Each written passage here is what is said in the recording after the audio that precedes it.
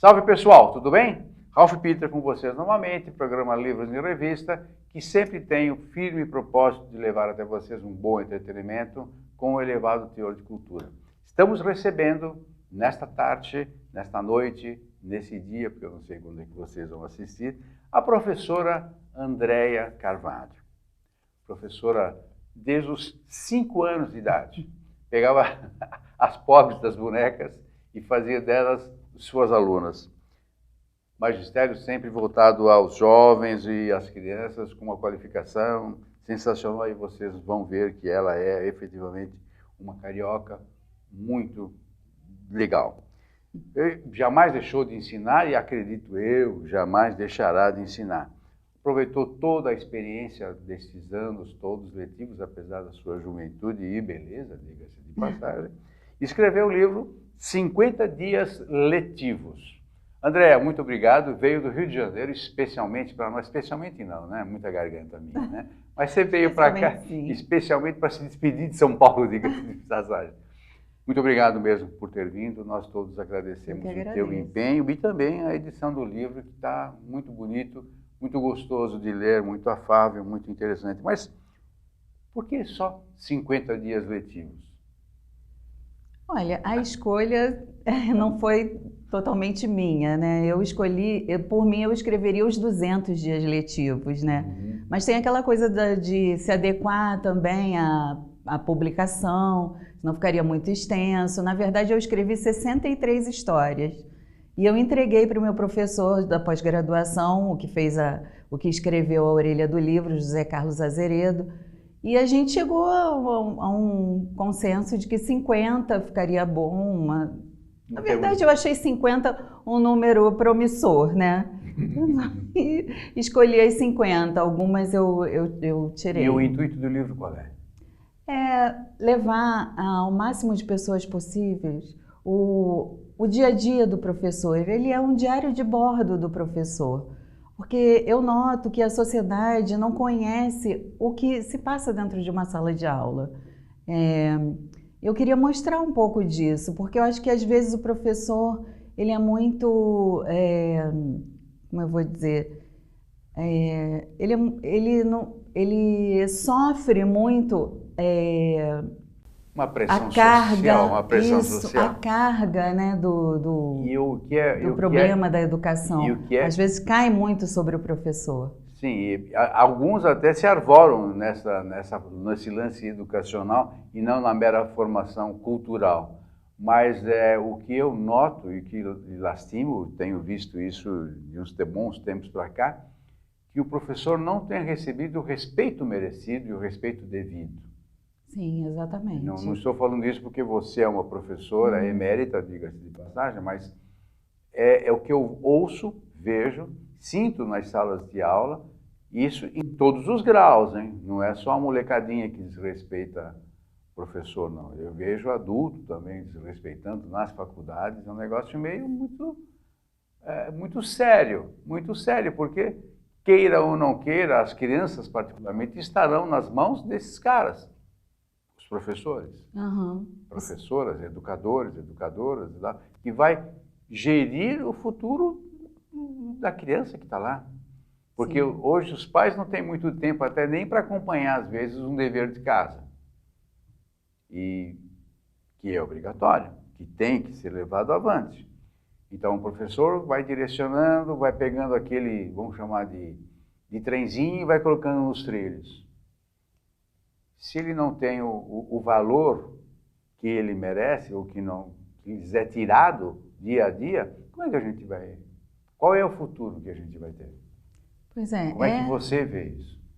A questão da família é um ponto extremamente importante na educação. A família tem que acompanhar, a família tem que preparar aquela criança para a escola, né? Ela tem que ser alimentada, ela tem que ser vestida, ela tem que ter carinho, né? Tem crianças que chegam na escola extremamente traumatizadas, com baixa autoestima.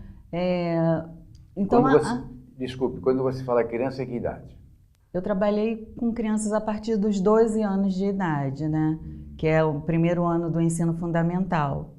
Então eu via nessas crianças, crianças carentes, não só de bens materiais, mas de bens imateriais também. Principalmente, Isso, né? sim, isso afeta no aprendizado, afeta demais. Então a família tem que estar presente. Olha, eu me lembro quando eu era criança, eu ia na escola razoavelmente alimentado, mas sentia que tinha uma família me amparando. E, de forma alguma, um professor era desrespeitado em sala de aula ou fora dela. Pelo contrário, ele recebia todo um enlevo, todo um carinho, toda uma comemoração, efetivamente, e um agradecimento. Nós agradecíamos um professor, mesmo não gostando do professor ou professora, que a didática era uma coisa que faltava na maioria das vezes. Mas desrespeitá-los, jamais, jamais, jamais. Isso era uma coisa que em casa se falava muito. Bom, o que a gente encontra no teu livro? Desculpe, você ia falar alguma coisa? Não, eu ia falar que esse desrespeito reflete o valor da educação atual, né? No geral, né? Sim, a educação não está sendo valorizada. Isso, consequentemente, não está sendo valorizado o profissional que está à frente dessa educação, que é o professor, né? Então, acho que tem que haver um resgate do valor da educação. Olha, estudar é bom, estudar é importante, é estudando que você consegue muitas coisas, não só materiais, mas coisas para sua própria evolução como ser humano. Não é uma mera sobrevivência. Não, isso tem que ser resgatado. Esse valor da educação tem que ser resgatado, né? Porque a educação está ligada à sua cidadania também. Você educado, você sabe buscar os seus direitos, né? Então a educação tem que ter esse valor bem claro para as pessoas, bem definido. Porque é o que eu falava para os meus filhos quando eram pequenos, falo agora para netos. Com o passar do tempo e com a concorrência que existe social, hoje você não basta ser bom, você tem que ser excelente para sobreviver, para sobressair um pouquinho. E nada mais natural nesta sobrevivência que a gente tem que nadar feito louco, a tenreidade. É na tenreidade que você eu acho isso, acho que a maioria das pessoas concordam com quem eu falo. É na tenreidade que você forma este cabedal que vai para frente. Quanto tempo de estrada você tem? Então, já são 20 anos. É bastante. Você praticamente nasceu dando aula, né? Não. 20 anos? 20 Bom, anos. não contei a parte das bonecas, né? Não, essa de fazer teatrinho com as bonecas é sensacional, já dá a estirpe, né? Sim. O que a gente encontra então no teu livro? Então, encontra 50 histórias, né, que eu vivenciei em sala de aula e que eu gostaria de que as pessoas conhecessem essas histórias, né?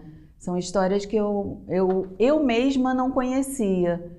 Eu costumo dizer que nesse meu tempo de magistério, principalmente no ensino público, eu ensinei muito menos do que aprendi.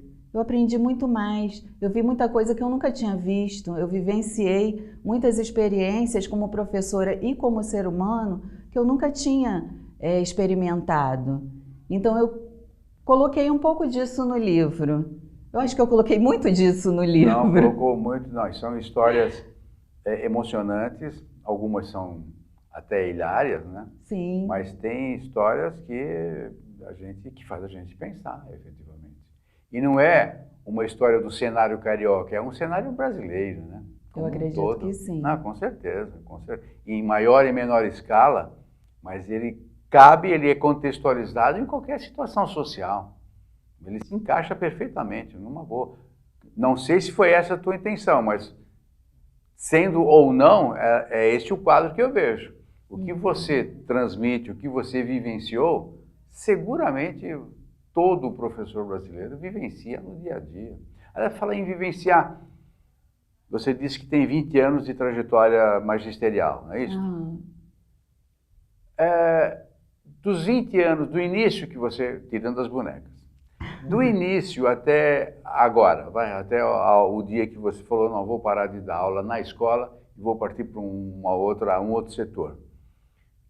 O que mudou? Se é que mudou, para melhor ou pior? Como é que você define isso? Existe olha, antes era assim, virou assado, tá legal. Agora, antes era bom, mas agora ficou ruim por causa disso. O que mudou muito? Não, mudou sim, mudou muita coisa. Eu acho que uma coisa boa que mudou é que o aluno tem muito mais autonomia na sala de aula. No meu tempo de aluna, a gente não tinha muito, a gente recebia o conhecimento só, mas não falava muito. Era um não... dogma, era quase um dogma. Sim, era uma educação como o Paulo Freire disse, se não me engano, que era depositária, né? O aluno só recebia, mas ele não refletia, não falava. Não tinha como reagir, né? Não tinha, era uma coisa muito mais... Mas, se você me permite, desculpe, e é um reflexo, inclusive, da sociedade, porque as crianças também não podiam opinar na família, não eram chamadas para isso. Hoje é. Continua, desculpe. Então, isso eu acho uma coisa boa, uma parte importante. Agora,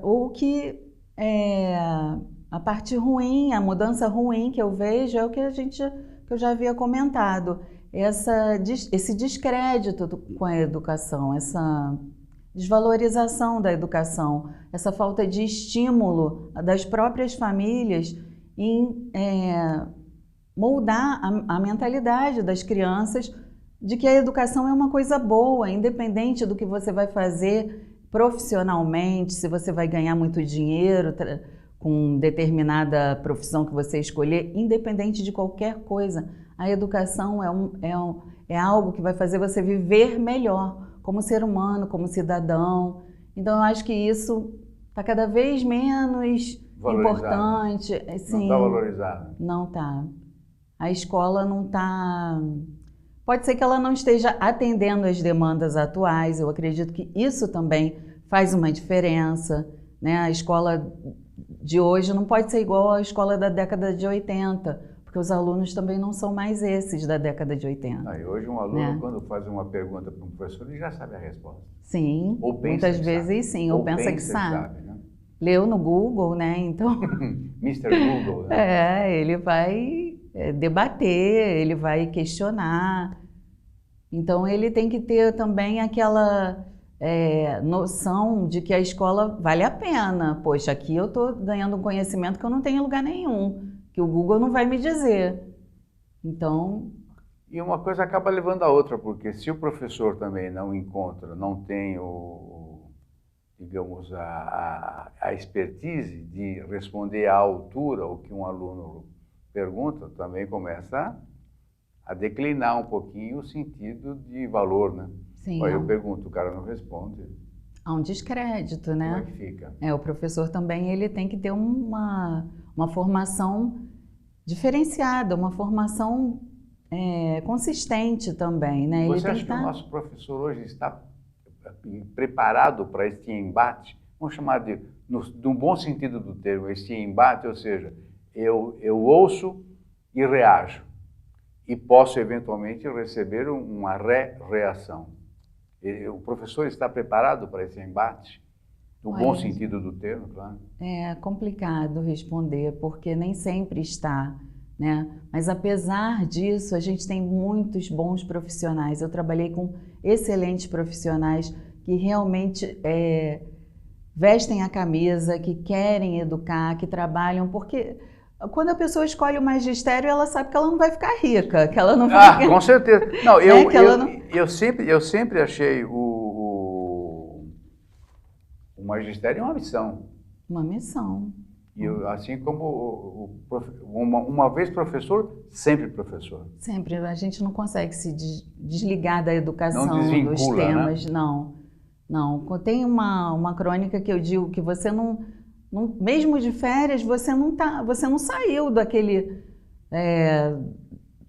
mood, né, do professor. Você está investido daquilo ainda. Você está pensando como você vai enfeitar sua sala para receber os alunos, no dia que eles vão voltar. Como vai motivar. Como vai motivar, vai buscando, né, propostas. Aliás, você não consegue pegar o paletó, colocar o jalequinho na cadeira e sair de férias. Não é bem assim. Está sempre ligado, né? Tá sempre.